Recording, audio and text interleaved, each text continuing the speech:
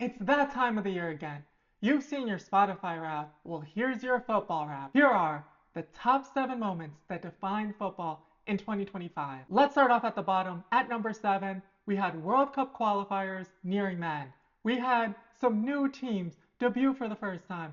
And we had your typical Giants, as well as some surprises in qualifiers. Most of qualifying for the next World Cup is already over with. We only have a few spots left, and most of that happened this year. Number 6, Women's Euro 2025. We had the Women's Euro in Switzerland. It had many exciting games. And then we had a very thrilling final between two powerhouses, England and Spain, with it going all the way to penalties, tied 1-1, with England prevailing and winning their second Women's Euro. Number 5, Copa America Femina Thriller. The Copa America Femina, the women's version of it, took place in Ecuador this year, and it was an extremely exciting tournament, especially when it came to the final between Colombia and Brazil.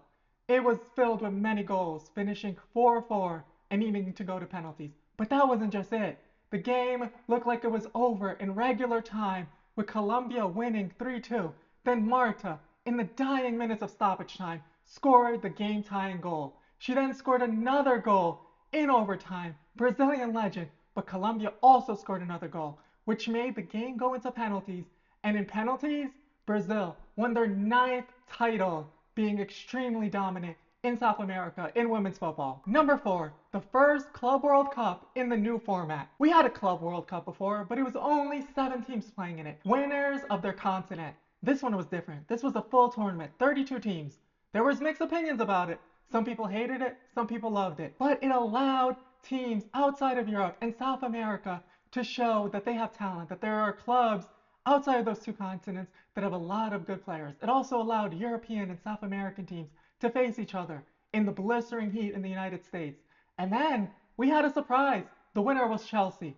Everybody thought it was probably going to be PSG, Man City, but Chelsea won the first edition of this World Cup. Number 3, the growth of the women's game. Women's football continues to grow globally. FIFA has Women's Football Development Program, which expanded even further than it had been before. They're expanding into underdeveloped countries, giving women all across the world, not just in the richest, wealthiest countries, an opportunity to play this beautiful game, to have an avenue to play this game also professionally, develop as players. So the game is expanding rapidly for women. Also, you had some new leagues that were formed, such as in Canada, the Northern Super League, which gives women another avenue where they can play professionally. Number 2, PSG Champions League Masterclass. Before the season, PSG had never won the Champions League. They brought all these superstars, Messi, Neymar, Mbappe, and they struggled in Europe.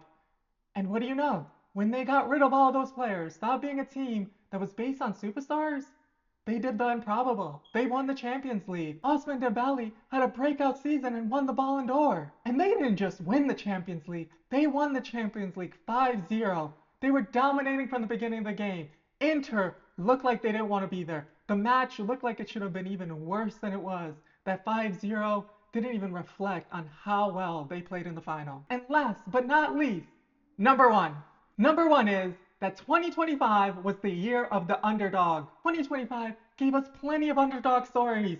Crystal Palace lifted their first ever trophy by winning the FA Cup, but they weren't the only one. Mjällby won the Swedish league, the Allsvenskan, after not having won any trophies throughout their whole entire history. Then you had Bodo Glimt making a far run in European competition in the Europa League, surprising teams from the top 5 leagues. And you had many other teams around the world that were pushing above their weight. I mean, look at the Champions League. You even had PSG win it, kind of as an underdog. So this was the year of the underdog, where these teams were able to show what they can really do. And underdog stories like these are what makes football great. It's what makes sports great. It gives us a reason to be excited, a reason to dream, to think that anything is possible. So these are the top 7 moments that I think define football in 2025. Let's see what 2026 has in store for us. Hopefully it's even better than 2025. Also, the year isn't over, so before the year ends, you still have time to hit the subscribe button or hit it in 2026. And here's another video that you might like on my channel. Also, in the comments, let me know what you think. What do you think were the top moments this year? Did I miss something?